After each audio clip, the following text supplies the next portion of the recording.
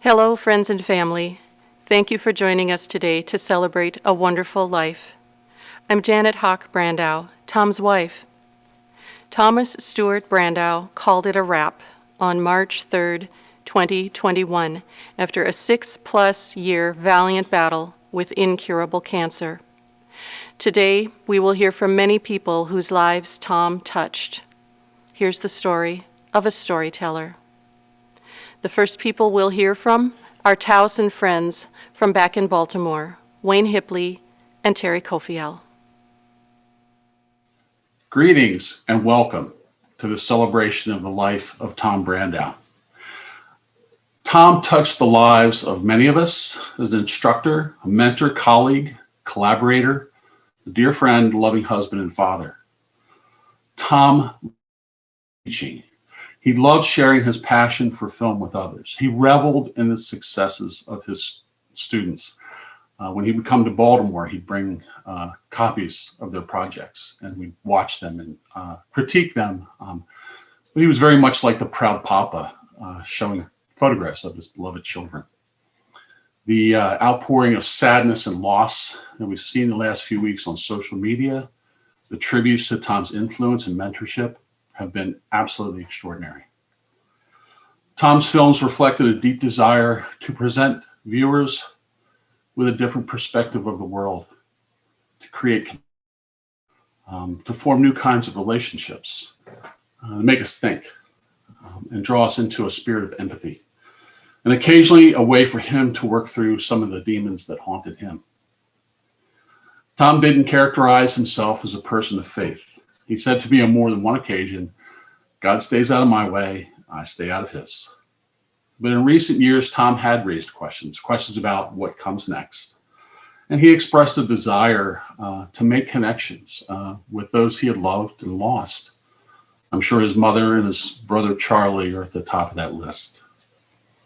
To Tom's mystification, I do consider myself a person of faith, messy though it may be. And I can say with unequivocally, Tom led a life of witness as well, if not better than anyone else I know. He epitomized the passage from the scriptural book of Micah, chapter 6, verse 8. Tom acted justly, he loved mercy, and he walked humbly. His model of gentleness, kindness, and love will continue to live on in the hearts of everyone he encountered. Again, thank you for being a part of this celebration. I'll leave you with one word. The one word I am certain for Tom filled him with excitement and possibility and promise, and he was thrilled every time he uttered it. Action. Jesus said, "I am the resurrection and I am life. Those who believe in me, even though they die, yet shall they live. And whoever lives and believes in me shall never die. I am Alpha and Omega, the beginning and the end, the first and the last. I died, and behold, I am alive forevermore, and I hold the keys of hell and death. Because I live, you shall live also." Friends, we have gathered here to praise God and to witness to our faith as we celebrate the life of Tom Brandau. May God grant us grace that in pain we may find comfort, in sorrow hope, in death resurrection. These are the words I speak every time I celebrate a life, but it's usually not the life of someone who has been my dear friend for more than 40 years. And so today I have traded in my vestments for a plaid flannel shirt to honor my dear friend Tom. We met in college so many years ago. He is always going to be dear to me because he was one of the most generous and giving people I've ever known, one of the most talented and creative people I've ever known, one of the best friends anyone could ever hope to have. We met in the 1970s at Towson State University. We worked in the film lab together, where in those days we literally spliced film with splicing tape on Super 8 little reels. That's how long ago it was. But even then, the creative spark was there in him that led him to his career. And I saw Tom go through many hurts and disappointments in his life, but they never defined him. He always gave love. No matter what he received, he gave love. We helped each other through a lot of heartaches in our days together on this earth, and I look to the day when I'll get to be with him again. Although it wasn't from the United Methodist tradition, which is my tradition and where I pastor in Maryland, I found in my readings of late a poem that has become part of the Jewish tradition when it comes to saying goodbye to someone. It's a poem by a woman named Merit Malloy called Epitaph, and it reminds me so much of my dear friend Tom. When I die, give what's left of me away to children and old men that wait to die. And if you need to cry, cry for your brother walking the street beside you. And when you need me, put your arms around anyone and give them what you need to give me. I want to leave you something better than words or sounds. Look for me in the people I've known or loved. And if you cannot give me away, at least let me live on in your eyes and not on your mind. You can love me most by letting hands touch hands, by letting bodies touch bodies, and by letting go of children that need to be free. Love doesn't die, people do. So when all that is left of me is love, give me away. Till we meet again, sweet Tom. Okay. Having the good sense to choose a marvelous mama, Tom started out on his lifelong love affair with film while in utero. Jean Elsie Kolb Brandau found herself with a baby soon due in a hot, humid Baltimore summer of 1960. So she went to a local cinema nearly every day to relax in the air conditioning since there was none at home. That summer, Billy Wilder's The Apartment was playing, and she saw it over and over again until Tom was born on August 23rd. It took Tom many years to make the connection, but that film and that director were always favorites of his. Tom enjoyed the typical feral childhood of the time in his Mayfield neighborhood near Clifton and Herring Run parks. With 3 brothers and close friends, the Lane family just down the street, there was plenty to do. Shooting Estes rockets, exploring the parks, going to Ocean City in the summer, following the Orioles and the Baltimore Colts and the Apollo moon missions, Warner Brothers cartoons, then diving into Star Trek, James Bond, Planet of the Apes, Monty Python, music, and film in his teenage years. Tom and the Lane kids made many short films together. Tom was also active in English and theater activities in high school, already a talented writer and actor. Here are some thoughts about growing up with Tom from his younger brother, Jim Brandau. Brother Tom. My first memory of Tom's filmmaking was Ginga Done, a spoof that he and Mike Lane conjured up with the help of Tom's friend Bob Finton.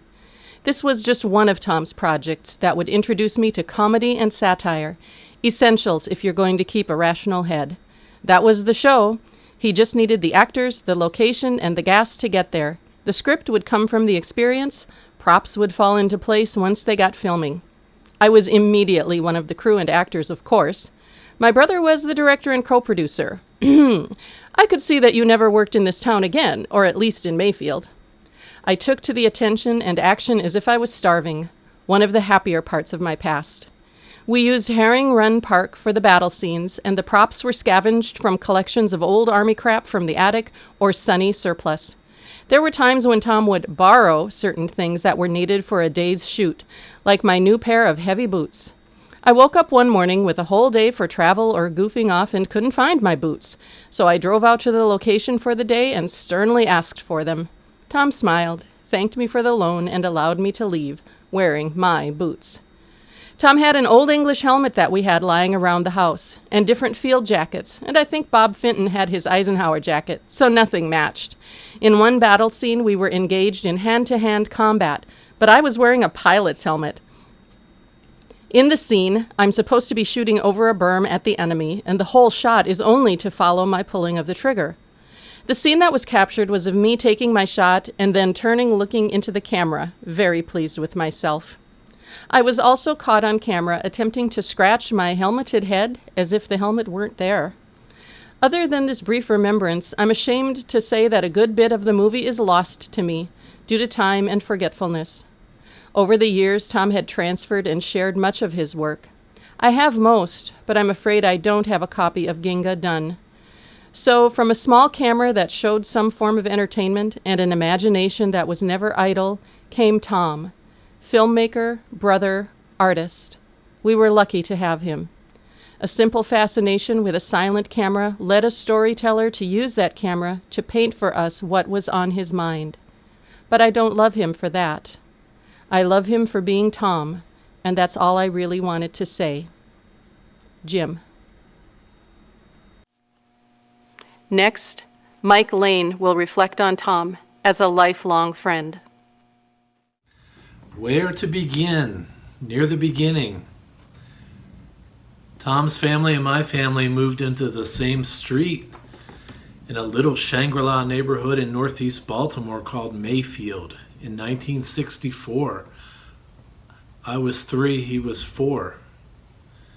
I guess we met the way kids do, on a sidewalk or in the alley. We soon began doing stuff, playing together with toys, balls and gloves, army men, cap guns, using our imaginations. We both loved the space program. We loved to watch the launches, the splashdowns, watching cartoons and then being driven to the movies by my dad or his mom. I was mesmerized by the 3-on-the-tree manual transmission in their family Chevy. Mesmerized. We both learned to love baseball and football. The Colts and the Orioles were Super Bowl and World Series winning teams as we were growing up. What a great time to be a fan. Tom spent a lot of time at our house. When his parents divorced in the early 70s, it was hard for him and his 3 brothers, and harder still on his mom to raise 4 boys alone. But Tom was usually a very upbeat kid. Whatever new passion he found, he shared it with me and my siblings. Paint by numbers, creepy crawlers, chess, model rocketry, Star Trek reruns. We both loved the Beatles and then Monty Python, and then later SCTV. Amazing to me that we shared such similar tastes as we grew up. And we spent endless summer hours in my family's swimming pool. We saw countless movies at the Vilma and the Paramount and the arcade theaters. We loved the Planet of the Apes movies, James Bond movies, the really bad In Search of Noah's Ark or Loch Ness Monster movies. Great stuff. But when Jaws came out in the summer of '75, we saw that probably 7 or 8 times together. We loved it. We memorized the dialogue, and I honestly think that Jaws was probably the movie that really made us think about possibly making our own movies. When we used my dad's regular 8 camera to try a couple of experimental short silly films, but when I got a Super 8 sound movie camera for Christmas one year, we were really on our way. With my 2 sisters, we concocted all sorts of crazy silly films, and Tom was great in front of the camera as well as behind it. He was a natural, he was articulate, he was really good. And of course, behind the camera, he had a great eye for composition and getting those angles and getting the light. We made some epic Super 8 films in the late 70s. Psychotherapy, you'd have to be crazy to try it. Take Home Test, The Extinction of the Gumby. There's that Python reference. Mostly silly, but Tommy had his serious side too. Eventually, I kind of drifted off into my passion of music, and film truly became Tom's passion and his mission. We still had a lot of artistic collaborations between my music world and his film world. He shot video of every band I was in or took publicity stills, and he did the same for our family events because he was part of our family. He always volunteered to do that too. Even when he was offered money, he wouldn't take it. Eventually, I moved to Minneapolis in the early 90s. We stayed in touch by phone, often leaving messages, always in character. Tom was my manager, Clive Paisley. He looked after my musical career. We also really enjoyed riffing on characters from SCTV like Johnny LaRue and Guy Caballero, as well as Dr. Tongue and Bruno. We were always leaving messages like that. I'm going to miss that so much. I was so thrilled when Tom accepted a teaching position up at Moorhead, because we'd be living in the same state again, so fun adventures could continue. It's there, of course, that he met and married his true love and soulmate, Janet. I was so happy for him. Tom was and is my brother, my friend. I can't imagine how different my life would have been without him. Thank you, Tom. I love you. I'll see you. Bye. Post-high school, Tom enrolled at Towson University. He started as a theater major, but some luck led him to the film department, where he dropped in, was mistaken for a student coming in for an interview, was interviewed by that faculty member, and got the job. He started in on film classes and realized he'd found his focus. Tom worked his way through college, including teaching entry-level film classes while he was still an undergraduate. He cultivated many lifelong friendships among his classmates. One of these connections led him to Iceland in 1983, where over the summer he filmed the documentary Wales Limited.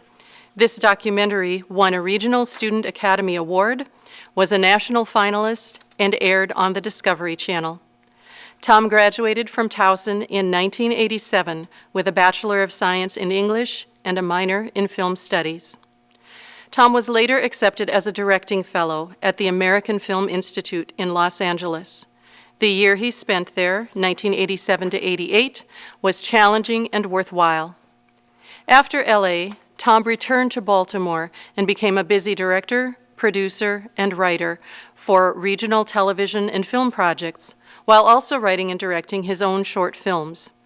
Sonny and Cornblatt was one such project, airing on public television and winning national awards. Tom also developed Cold Harbor, a feature film dealing with his father's death and the family's response in the aftermath.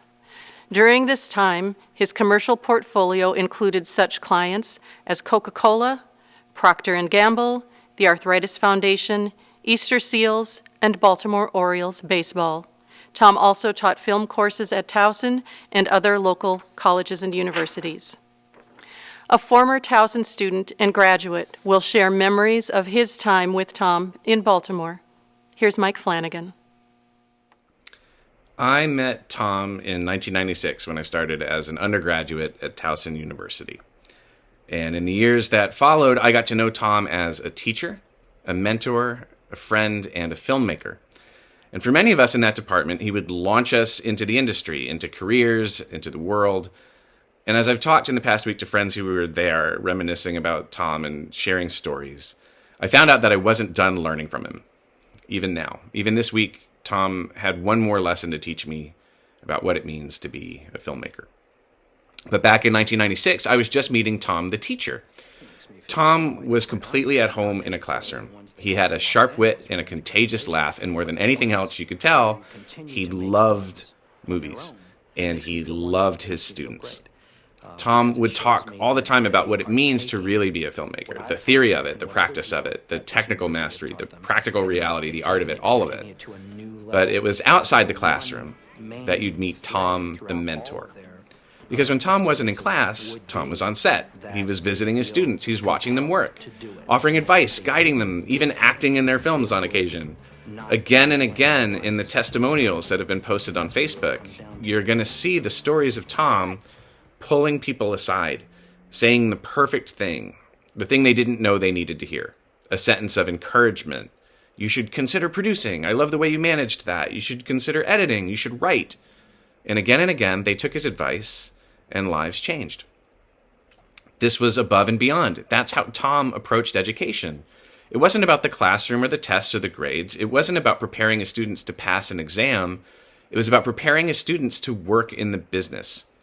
If they loved movies the way he did, he was preparing them to work in some facet, some capacity, close to the thing they loved. Tom the mentor wasn't just with his students in class or on set or in the lab. He was helping them showcase their work. He was curating film festivals. He was taking them to see movies. I saw a 70 millimeter print of Lawrence of Arabia with Tom at the Senator Theater in Baltimore. And there were a whole bunch of us there, all students from his classes. We met outside the theater and Tom introduced the film. He helped contextualize what we were about to see. But this wasn't for a class. Tom just loved that film. This was a chance to share it with his students. And that was actually the first time I ever saw Lawrence of Arabia. I've seen it many times since, but it will never again compare to that screening that night. And after the screening, we all went and we got a beer. And that was Tom the friend. At Towson and in the years after, we stayed in each other's lives. Several times I visited Tom at the Fargo Film Festival, and several times he and Janet visited me on set. We met up in LA, where he was surrounded by students he'd inspired to make that move west. I was very privileged to know Tom this way. Having an amazing teacher in your life is rare. A true mentor is even rarer, and a true friend to boot. That's the rarest still. I was also lucky enough to know Tom another way, and that's as a filmmaker. And it's here that I found that one more lesson, even with him gone, because art teaches us about the artist. And it has struck me so hard this week how much we learned about Tom through his films.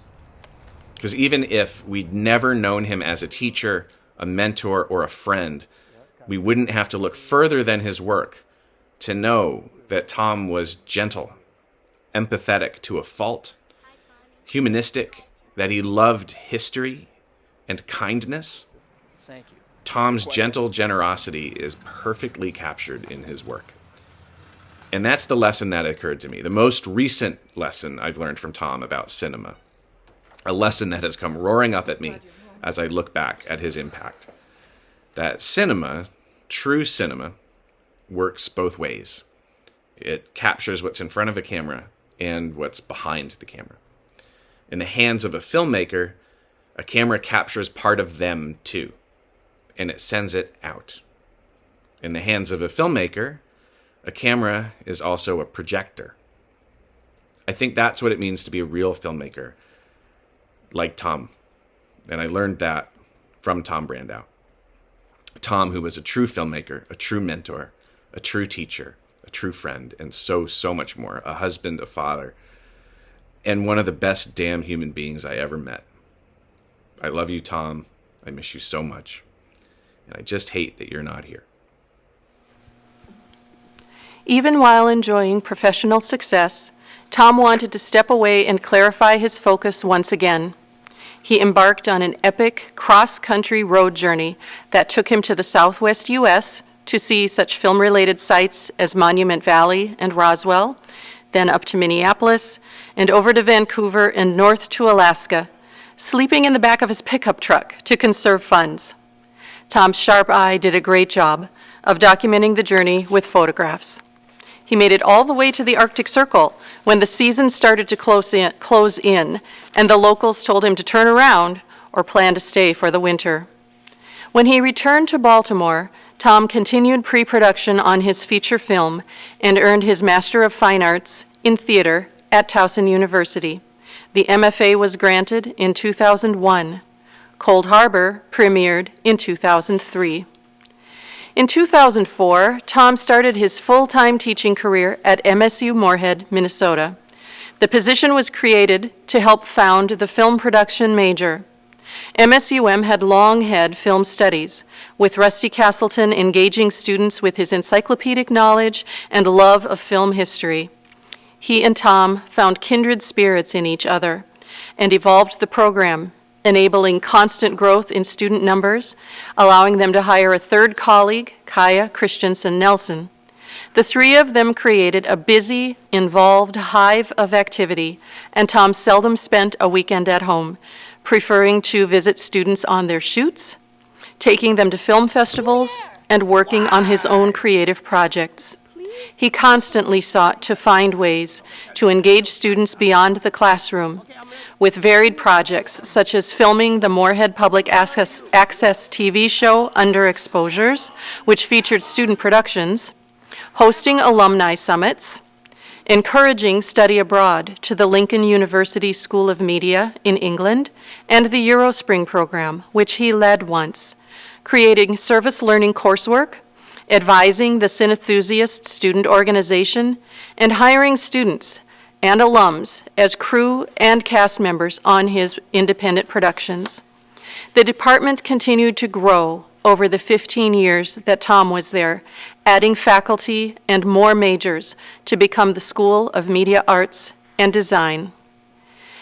Emily Beck, Executive Director of the Fargo Theater, shares thoughts on Tom's spirit of volunteerism. It is an honor to join you today to share just a little bit about Tom's dedication to serving his community. The core of Tom, the very fabric of his person, the very stuff he was made of, was generosity. I felt that as his student. He wasn't just a talented artist. He took all of that talent, all of those gifts, and he shared it with us. He made us better. And some of us who were perhaps a little lost or a little lonely, we found a calling and we felt that we were finally part of a community. That was the first way in which I saw Tom Brandau giving back, but it would be far from the last. Tom loved the Fargo Theater and dedicated himself to our mission. He served 6 years on the theater's board of directors, guiding us through all manner of challenges, transitions, and triumphs. His passion for the organization was boundless. He helped lead it with a serious mind and a dreamer's heart. There were so many things we could be, and he could see them all. Tom was also an incredibly important volunteer for the Fargo Film Festival during its most formative years. He served as a jury member for 9 years and as a festival co-chair for 3 years. He helped bring several unforgettable moments to our stage and screens, including conversations with special guests Mike Flanagan and Frederick Weissman. In 2013, Tom received our Margie Bailey Volunteer Spirit Award, and in 2020, he was named recipient of our highest honor, the Ted M. Larson Award. This award has been given to a select few individuals who have made an outstanding, lifelong contribution to the areas of film production, education, and culture. Tom's expertise and insight helped the Fargo Film Festival find its feet and reach new heights. There were so many things we could be, and he could see them all. Tom's dedication as a professor reached far beyond the classroom. He spent endless hours meeting with potential new students, giving them tours, time, and attention.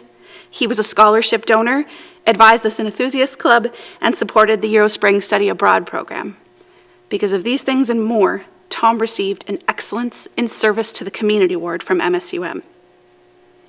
Any student of Tom's could tell you that his support didn't diminish when we graduated. He hosted alumni summits, including gatherings in Los Angeles, and he was a driving force behind creating and maintaining that sense of community.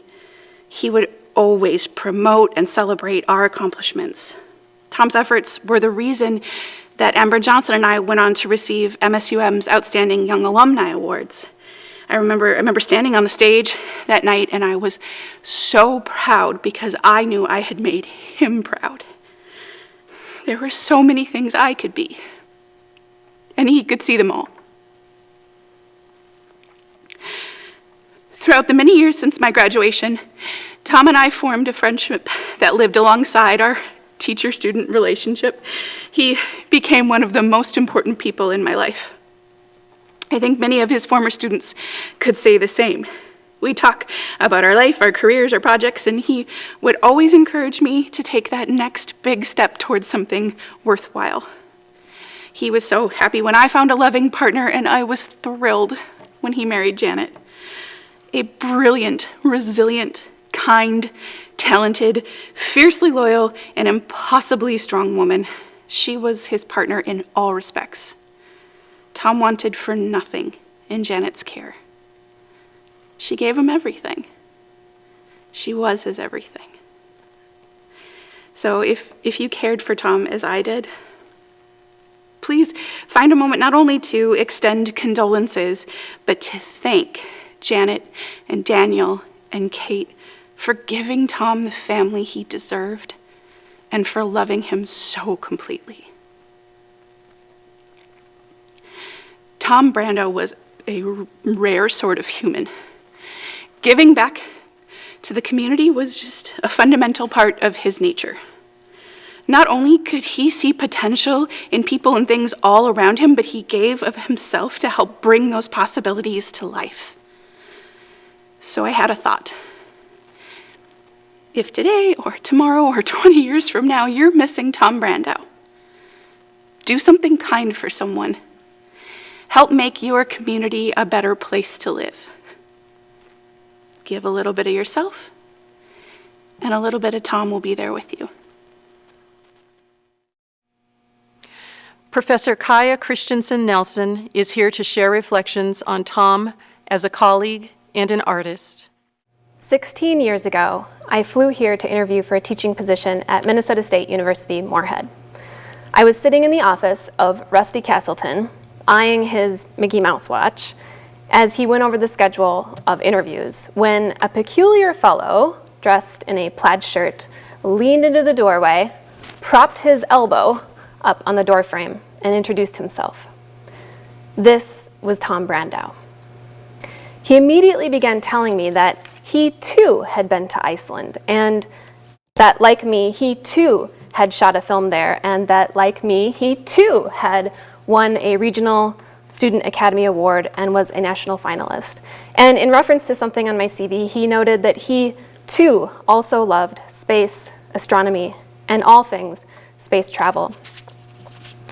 We apparently had so much in common, despite these strangely compelling coincidences. I looked back and forth between Tom and Rusty, and I thought, I am so different than these two. What kind of team could we possibly make? And so began 15 years of adventures, teaching, collaborating, and goofing off with my best friend and colleague, Tom Brandau. Together we built an active, growing film production program at MSUM that behaved more like a family than you might find in any traditional academic setting. Tom set the stage for significant, engaging learning opportunities. Notably, his show, Underexposures, was produced and co-hosted by students and the irreverent dragon Lumiere. Additionally, Tom produced his films with the help of students and alumni, hiring them to shoot, edit, AD, PA, you name it. This was a phenomenal way for students to learn and grow into their professional lives. In December 2007, Tom and I, along with the rest of our film family, suffered a great loss when Rusty Castleton passed away. Rusty was a guiding light. Rusty was often the only adult in the room, which is saying a lot. I mean, I did mention the Mickey Mouse watch, right? I remember sitting in my office with Tom, and we were asking ourselves, what are we going to do? We were days away from the start of a new semester, filled with grief, and there was still a class that needed to be covered, classics of the horror film. Having exhausted our adjunct options, filling Rusty's other classes at the last minute, we decided to co-teach the class. We looked and discovered there was no syllabus, there was no course outline, just a vague paper trail that likely led to the vast vault of knowledge that was Rusty Castleton.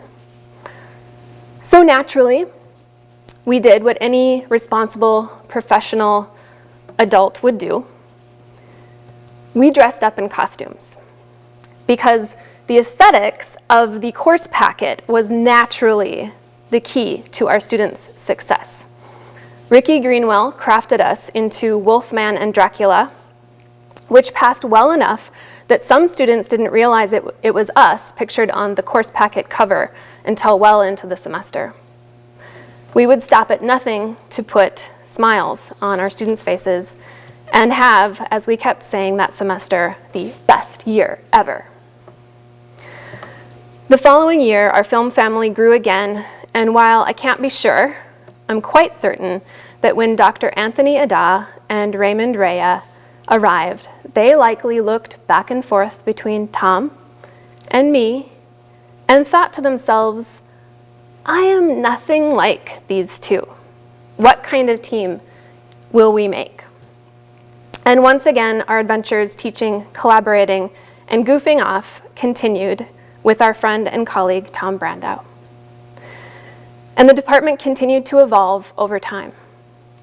Though we were indeed a strange, chosen family, our strengths came from our differences, which is something we all valued greatly. Equity and inclusion were important to Tom. Themes of social justice run through the heart of many of his films. From documenting racial discrimination in Minneapolis during the 1930s and 40s, exploring race relations in 1960s and 70s Baltimore, to shining a light on gender inequity in silent era cinema, Tom was an award-winning filmmaker who told stories that mattered. Tom's advocacy for equity and inclusion also played out quietly behind the scenes. He used his position of power to advance the lives and careers of countless others. He held others up knowing that in doing so, we would all advance. We would all benefit.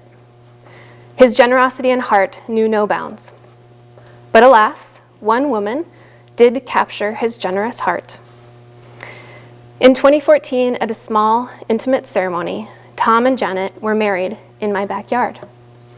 I am so happy that they found each other, and I am so happy for Tom that in the process, he was able to be a father to two of the most amazing humans, Kate and Daniel. Little did they know that they would also inherit a weird film family in the process. I'll never forget the time my daughter Una discovered Kate's lipstick and sidled up to Tom at the dinner table, or the sacred wearing of plaid at the super secret Tom party when the long-taunted kegger was finally realized. The Tom Brandau Appreciation Day, classic. Being guests each year on Brian Rudd's Christmas edition of Tank Top Radio, hailing out of Lincoln, England. And of course, blasting off model rockets and searching fields for our MIA aeronautical missions. When I first stepped foot into my new office right across from Tom's, there was a note from Tom and Rusty, and it said, "Wishing you luck on this teaching adventure." I've kept that note in my desk all these 15 years. It has indeed been an incredible adventure because I have traveled this journey through time and space along with my best friend, the one and only, Tom Brandau. And so now it's time to say, ground control to Tom. We are go for launch. We love you to the moon and back.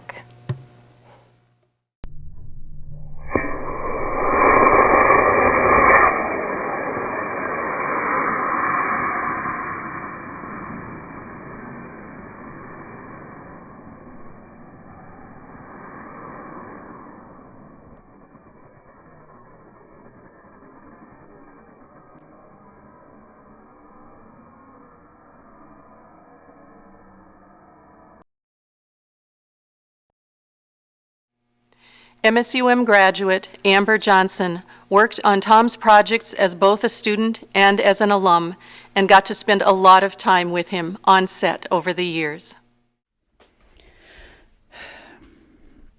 I have the honor of speaking to the impact that Tom has had on his students at Minnesota State University Moorhead. Over the last few days, I've been struggling with how to distill down the impression that Tom has made on so many of his students, and honestly dreading making this video. But one of the many lessons that Tom has taught me is to not shy away from a challenge. So here I am, showing up and doing my best. There are a lot of things that come to mind when we reflect on Tom. His generosity and passion, how he was constantly welcoming, inspiring, and kind, his amazing sense of humor, and his encyclopedic knowledge of all things film. But to be honest, the thing that keeps coming up for me when I reflect on my time with Tom at MSUM is how much of a bunch of impossible misfits my classmates and I were. Tom tolerated, dare I say even enjoyed, our near constant rowdiness and misadventures. Things like threatening to hold a kegger at his home, a near constant joking and razzing as we struggled to understand concepts like blockhouse, still not sure on that one, crowning him with the nickname T-Bone, blatantly disobeying his direction on any number of class projects. Frankly, to a fair amount of other teachers, we would have been seen as monsters. And we kind of were. But looking back, I'm realizing the reality is that this all came from a collective environment of so much love.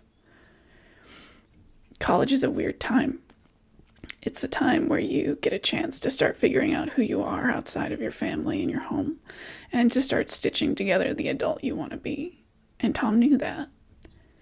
He made a space and a community for us to show up as we were and begin to do the deeply vulnerable work that needs to be done to create any art.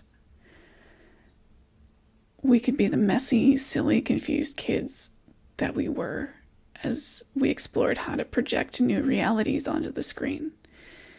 He created an environment where we could screw up, sometimes massively, and still brush ourselves off, learn what we needed to, and move on to the next project. Like many educators, he wanted the best for us. But he knew that sometimes the journey to our best could be a hot mess. And Tom knew the importance of community and the reality that you can't do it alone, be it filmmaking or just getting through life. He made a massive effort to bring us together and to keep us together after graduation. And we loved him for it. It's just that sometimes we had a funny way of showing it. Tom was a master at staying in touch. After graduation, we would often trade ideas on film projects and give updates on what we were working on. And it was such a gift to get the chance to cheerlead him a few times. After his initial diagnosis and hospitalization, Tom and I would talk about his memories of being a kid fascinated with space travel, dreams he would have during treatment, and of course talk about how this could be translated to the screen. His renewed love of everything space-related was an ongoing topic for the rest of his life. I can't help but wonder if he somehow, at some point, touched upon the vastness of it all, and realizing the miracle that we managed to exist momentarily on this pale blue dot floating through space. Wondering at how we are so small, yet so significant. I want to leave you with this. Writer Andrew Rain and her husband Carl Sagan once wrote, "For small creatures such as we, the vastness is only bearable through love." Thank you for sharing a part of your brief moment in time and space with me and with us. I wanted to share just a few comments about Tom's health situation. While not wanting to be defined by a health issue, Tom's cancer diagnosis of multiple myeloma in 2014 was a physical reality that he sought to overcome with a positive and optimistic attitude. He went through several courses of different chemotherapies over the years as the disease progressed, but he still prioritized working and focusing on students. Folks seldom knew of the extent of his illness and pain because he chose to keep it in the background to the extent possible, and staying at work helped with that. In early 2019, the disease finally proved resistant to all available kinds of treatment, and Tom was given a 6-month prognosis. He had to forego classroom teaching that semester, but did work part-time on special projects, including bringing Frederick Wiseman to visit MSUM and the Fargo Theater. Knowing his health would continue to decline, he chose to take an early retirement offer from MSUM. That fall, his wonderful oncologist found an experimental drug, and Tom signed on, not knowing whether it would have any positive effect. It did indeed, buying him another 1.5 years, time he valued greatly, even though it did not return him to full health. COVID proved a difficulty and prevented in-person visits with friends, but Tom was still able to connect remotely for many more months. Fall of 2020 started a steady decline in strength. The new treatment no longer worked, so Tom was again out of options. He wanted to reach out to friends and family over the holidays, but no longer had the reserves of strength to do so. Hospice was called in on January 18th and kept his pain manageable until the very end. Tom is survived by me, his wife, and stepchildren, brothers Jim and Ryder, nieces Amanda and Sarah, and nephews Emil and Alex and their families, 2 non-ironically named cats, Orson and Noir. He was preceded in death by his parents, Jean and Ryder, his brother Charlie, and his dear friend Rusty.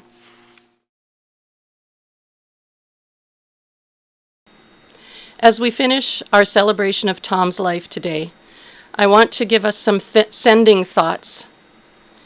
And a couple of poets came to mind.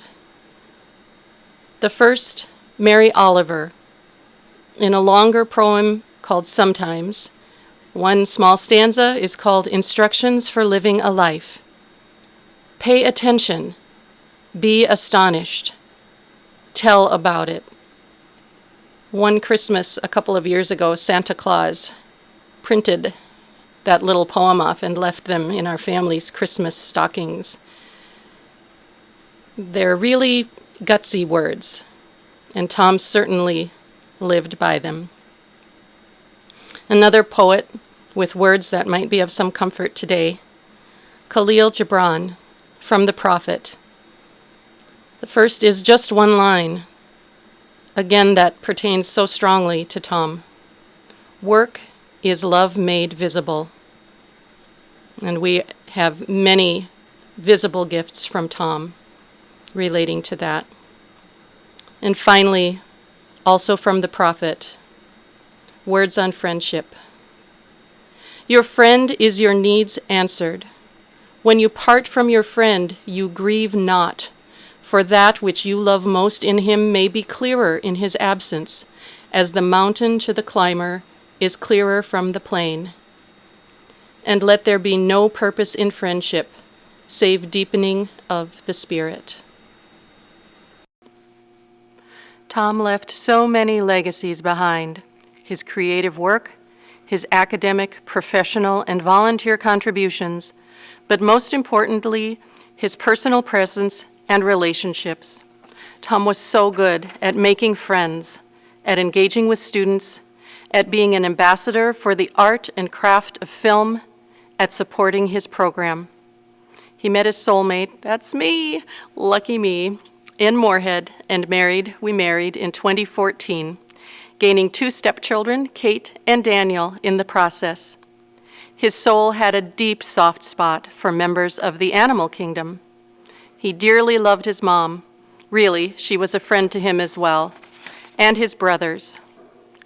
What looms large over everything are the relationships with hundreds and hundreds of students he interacted with over decades in Baltimore and Moorhead. Tom didn't at first believe his Towson friends when they told him, while he was still a student, that his calling was teaching. He was going to direct. He came to see that they were right. The teaching journey for faculty with their students is rapid. Students come in shy and nervous, quickly learn and grow, and soon are seniors who are leading the way. He loved the process, helping you fledge and watching you fly. You are dragons, and you fly. I want to leave you with 3 thoughts. First of all, students, keep on flying. He loved that. Whatever your definition of flying was, find your passions and follow them. Tom did, and look at all the wonderful places it brought him. Keep on flying. Follow your passion. Second, keep in touch. I'm going to miss you. I'm going to keep Tom's Facebook page and his phone number, so reach out. If you want to chat, update me on what you're doing. I want to hear about it. And finally, keep him in your heart. Shouldn't be hard to do. We are all the better for his presence and gifts and contributions and love. Rest in peace, dear man, Tom Brandau.